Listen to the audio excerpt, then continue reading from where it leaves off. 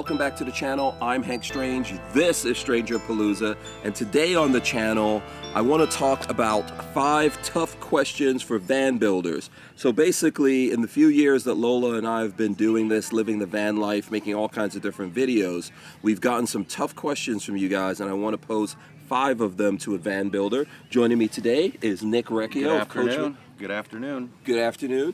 Nick's from Coachmen Class B. You guys have seen him here on the channel. He's not aware of these questions. However, they are the same questions that I'm going to ask any other builder that I speak to. All right, fair but enough. You know, I'm not making you aware of it. So we'll just jump right in so we can make this quick. All right, number 1 question: why so expensive? Good question. Really good question.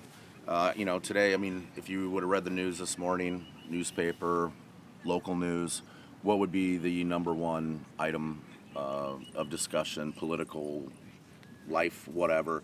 Inflation. All right, so this is twofold. So I was just talking to you and a customer, saw a 2019 van. Right. In 2017 I started, and the Ford Transit chassis was under $40,000. Wow. And you kind of know where it's at today. And so what went up? I mean, it was rear-wheel drive, a regular engine. They went to the EcoBoost engine, Right. which was a benefit to the customers. Then they discontinued rear-wheel drive, and then they added all-wheel drive, benefit to the customer. So those things cost money, and I had a talk with Ford the other day, and I'm talking to all the manufacturers and saying, you guys are like really putting it to us, and because every time you raise your prices $3,000 and $7,000, whether it's Mercedes or Dodge or Ford, that means I kind of got to decontent my van a little bit, and I don't want to do that. Right. The chassis is a tremendous part of our build, and Ford comes back, and Mercedes comes back, and Dodge comes back and says, well, we're getting this feedback from your van customers too. Okay. Dodge with the rear view mirror, that was like their last big pricing, like sizable price increase. I think that was like $7,000 for the Wow. upgrades in that year. So Okay. yeah, I wish they would stop. But a lot of it is chassis. We do, our build really hasn't changed throughout the years. You've met Cal. Maybe you've not met Cal, but the woodwork, the cabinetry Right. that we use, that's gone up and down. But a majority of it, and I'm not blaming Ford or Mercedes, Ford or Dodge, is the chassis and Right. chassis increases. Okay. For example, when we came out with the lithium system, it's been the same price since 2018 when we launched it as it is today. Okay. And we've made improvements within that and kept that price the same. We went through Balmar as a 12-volt regulator. Now we're in Wakespeed. The Wakespeed product's a little bit better, a little bit more reliable. It's mounted inside versus exterior like the Balmar. So there's certain cases where we can control. I don't want to give price increases. Okay. Yeah. Fair enough. Great and I question. think like a second part to that question is, where do you guys see the resale value of your vans going? So in other words, I buy it, it's expensive. What happens if I want to trade it in, buy a different van? Number one, I would, depending on what your situation is, I hear more success selling it individual to individual. Okay. Typically, of course, when you trade it into a dealership or consign, there's some consignment success out there. Typically, if you find a price, refer to Kelly Blue Book, JD Power, some of these, where you can get your wholesale retail price and kind of meet in the middle. But if you get a third party involved, they're going to step on it a little bit. And typically, when you take your van to consign, if you're going to sell your van for $100, if you think your van's worth $100, they're going to get 10 grand or 10% or 15-20%. But I find more success, more dollar to dollar bang for the buck when it's an individual to an individual sale. And make sure you know that individual, just you know what I mean. Right. Okay. And do you guys think about the resale value for the customers buying it? Do you guys think like when you're putting everything together? You guys thinking about that? Well, yeah, because you know, number one, we're not like anybody else. There's not another van built like a Coachman B van. So there's some distinguishing factors, and our vans really do hold their values a little bit better than brand X, Y, Z, W, T. Okay, all right, cool. Let's go to the second question. Why so many problems? So like parts availability, including recalls, all of that. Like I always get those questions from folks, no matter who it is we're talking to. You know, quite frankly, I'm here at an event that we've all worked. You, Dean, this whole big Class B family's worked really hard for this event, for all of us to come together. And you know, while I'm smiling and happy, I'm a little frustrated. You know, I look around to these vans and I see zip ties on awnings. That's not what I wake up for and go to work for. That's not why I wanted to come. You know what I mean. So, but we don't make the awning, and that's not an excuse. We did choose to use the awning. So we've got a large Carefree of Colorado recall. It's a recall that Winnebago went through last year, and we actually, you know, what's ironic here, and I don't want to smile or shed any comedic light on this, but Berkshire Hathaway owns Forest River and Coachmen, and Berkshire Hathaway owns Carefree of Colorado. So you know, it's like, guys, you're making it real hard for me to be a corporate partner with you, and I'm going to have to start looking at other. Because this has happened a couple times now, that you know, and the awning thing's serious. This is we got a recall kits are starting to get formed here. We should have some news that Paul and the customer service team are going to be releasing to the Facebook groups as far as procedure, timing, and whatnot to get this recall cleaned up for the awning. Ford, I think we learned in October of last year that there was a backup camera issue. When it's a stop sale, that means even though I've bought parts and scheduled vans, Ford vans, I got the stop sale. I can't move my schedule. It's too late. So I'm sitting there from October of last year till the last few days of December before 2024.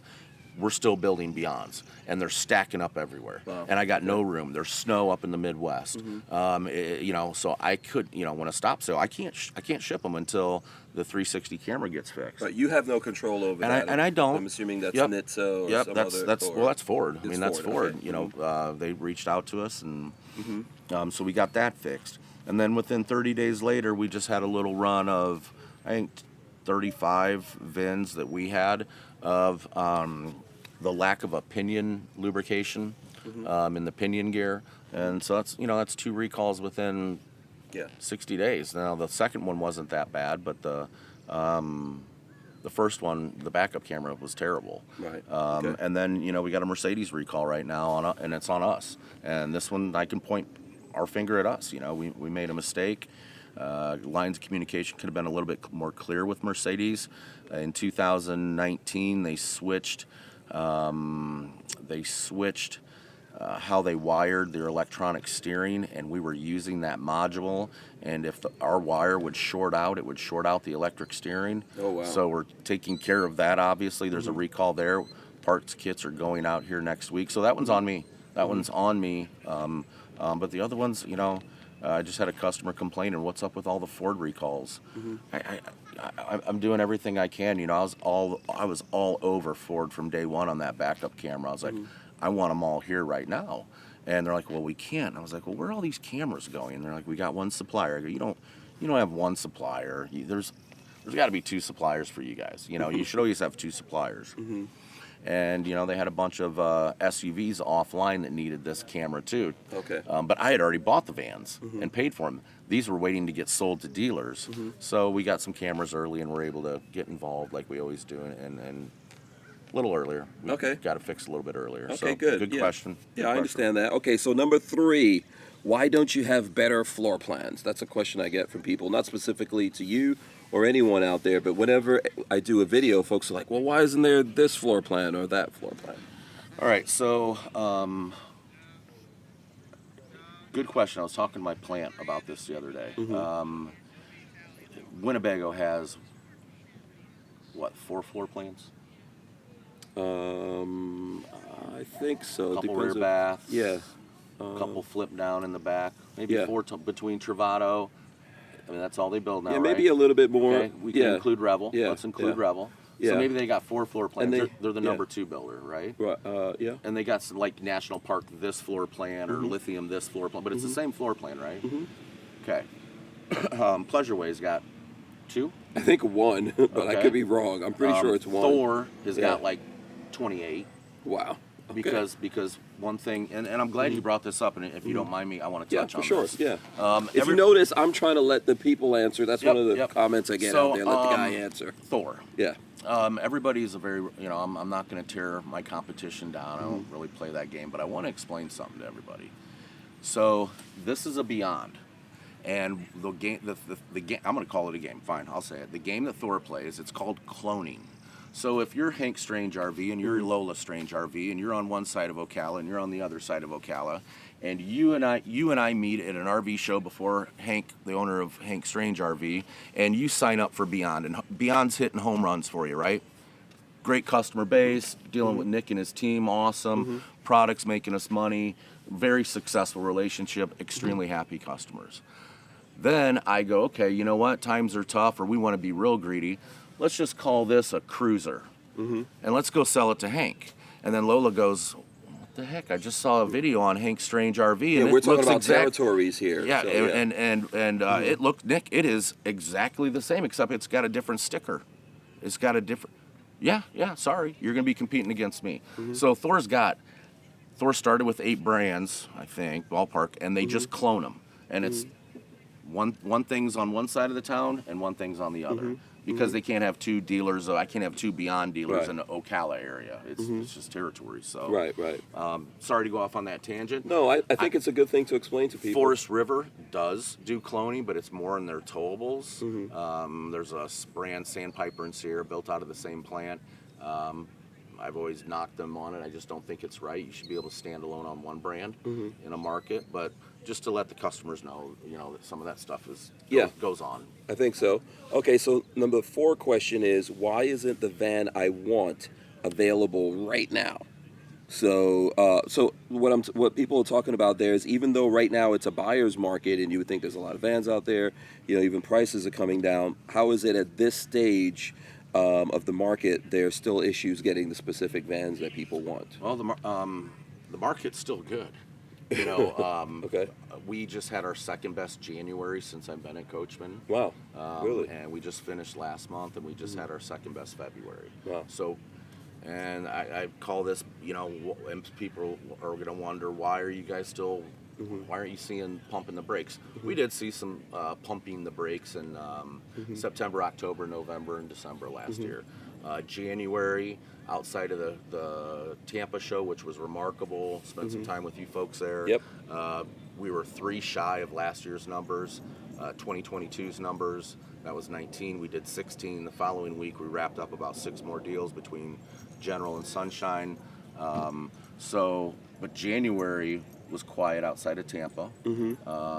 February shows were really good. Okay. And it just feels like maybe I love people. I love the human interaction. Yep. And I think a lot of it is people are just tired of the news. Right. Tired of hearing. Want to get out. And it's starting to warm up a little bit. They're getting the itch. They're seeing your videos, the stuff that we do, influencing. Tired of hearing it. Tired of listening to the local news station and inflation and all this. I'm gonna. So you find bees is still like a growing category, one that didn't come down yet. Yeah, so that's why. And then, is there still a backlog? Is that the reason, or is there still shortages of getting? So stuff? during COVID, we had like a 1,200 unit backlog, and I looking at it in a daily report, and I'm like, this is fake. If I could ship all 1,200 of them, would Lola RV and Hank RV take them? No, they wouldn't. So we went through a little, what do they say, sunlight's the best disinfectant. We went through, I said, okay, you got about 3 weeks to get this real. And it dropped down to 300, but good. Those are 300 real orders. And business is still good. And for us, other Class B manufacturers, the one thing that I don't like seeing is new B van manufacturers. I mean, it's getting ridiculous, and I don't. I'm sure I'm going to take some kickback from other guys because I was new not too long ago. But Coachman's been built. You see that picture in the old van in my office that Coachman in the '70s built. Right. But you know, there's so many brands right now, and it's getting saturated, and a lot of manufacturers, they're just going to ruin the segment. Okay. You know, when I started, there was about 8 brands. Now there's like 46 brands. And you know, I don't know, just make sure you're doing your homework. Make sure if you're selecting a product, you find the van is one part of it. The community is a huge second part of it. You know, when I was talking the other night, and I'm being serious about this. This is good therapy for me to learn in life that I can have new friends. You know, I didn't know you 2 years ago, 3 years ago. You know what I mean? Didn't know you. And it's a big deal, and the van can change your life. You can be solitude. Like if I was a van owner, I probably wouldn't come to something like this, maybe, just because that's me. Yeah. But it could change. It could change me. And the coolest thing I heard this week is a couple people, you know, this van's really changed my life. Never been an RV owner. So that's another thing. Just because you don't like RVs, this is a camper van. Call it something else, but it's a little bit different lifestyle. I would agree. Yep. I would agree with that. Yep. Okay, so I've got number 5, but also I may have a bonus here in the end. So let's see how this goes. Where is the innovation? So I get this from a lot of people like, oh, but I see this over in Europe if I look at the YouTube videos over there. Where's the innovation, you think? In what area? Are In we the talking van interiors? space, Are we you know. talking electrical? Are we I mean, I talking... think, I feel like I get it from all around, Yep, you yep. know. So this year, when I get back from this show, this is probably the most important process of our product development is listening and walking around and seeing the mods and seeing the special cabinets and that people have added. And this kind of, we go back home for about 2 weeks, wrap everything up, stuff that we've worked on, and then we go into our model change. And one thing that I'm really working on this year is showers.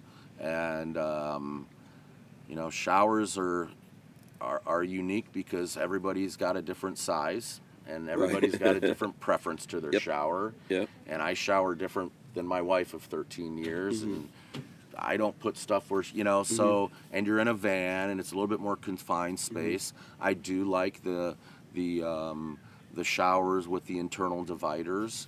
You know, me and Beyond the Fern, Teresa Fernandez, we share a lot of European ideas. Some of them are cool. Some of them aren't functional, right?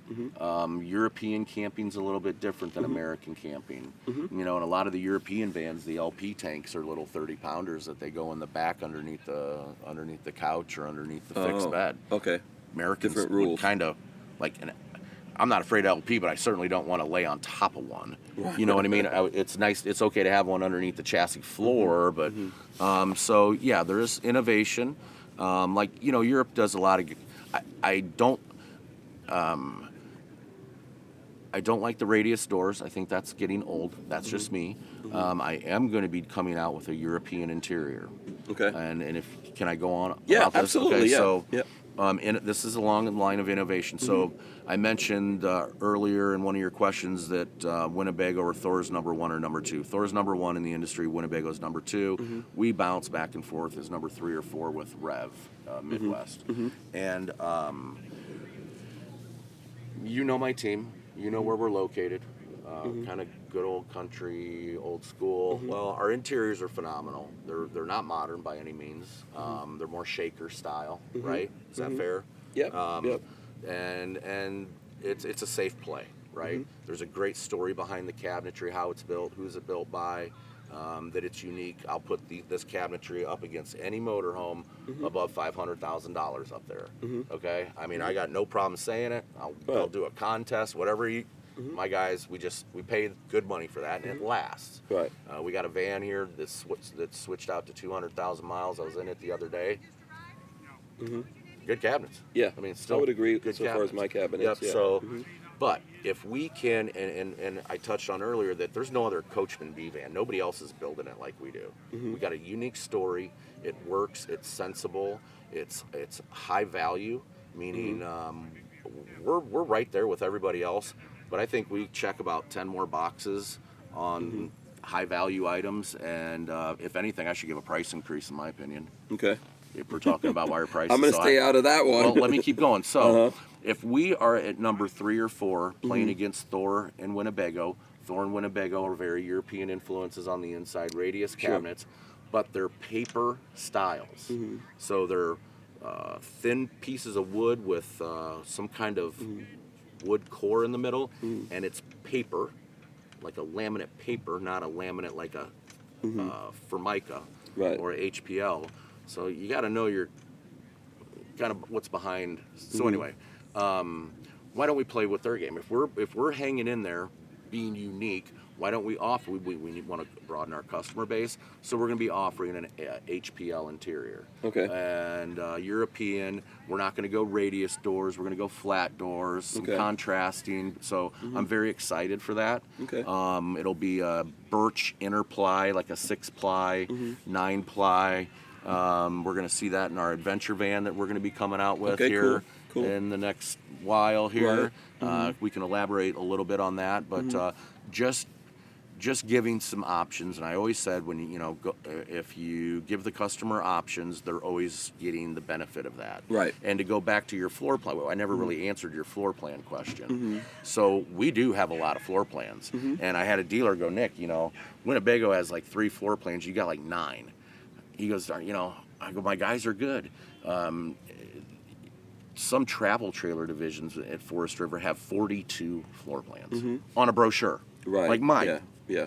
There's too much, and then there's maybe too little. Yeah, there's a balance. There's a sweet spot somewhere. I think we got a good mix, and I want to start coming out. We're going to be adding a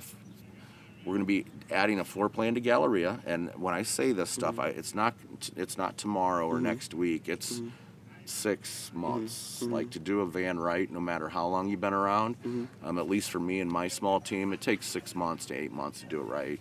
I want to add a cool Mercedes floor plan, maybe focus on the rear bath, maybe something in there. And then we're going to be building on the Transit Trail, single rear axle as an adventure van.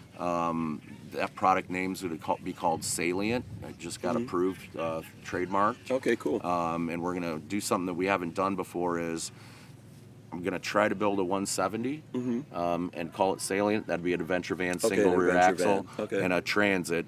Even though they're different chassis, they'll be like builds and under one name. Oh, cool. Yep. Okay, and that then, sounds interesting. And then for other innovation, I just got in. It's funny. I just got in a Starburst, I think it's called. That's the orange Winnebago color. Right. 19-foot Dodge chassis. Or you mean the Ram? Yeah, ProMaster, the small ProMaster chassis. You always say Dodge, and then I do get comments like, "What is he talking about? What's a Dodge?" Well, it's people are being sarcastic, I think, in some okay. cases. So I guess it's supposed to be Ram. Yep. Yeah. Let's just call it ProMaster. ProMaster. Yeah. And so why do smaller? Well, back to your question, why are prices going up so much? What did I lean to first? Chassis.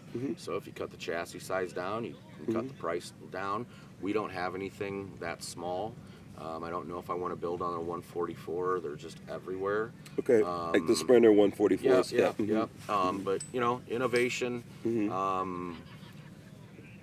I think next year you're going to see a pretty cool. You're going to see some really cool stuff from us behind the scenes on innovation outside of showers and whatnot. Like we're going to step it up a little bit in some areas that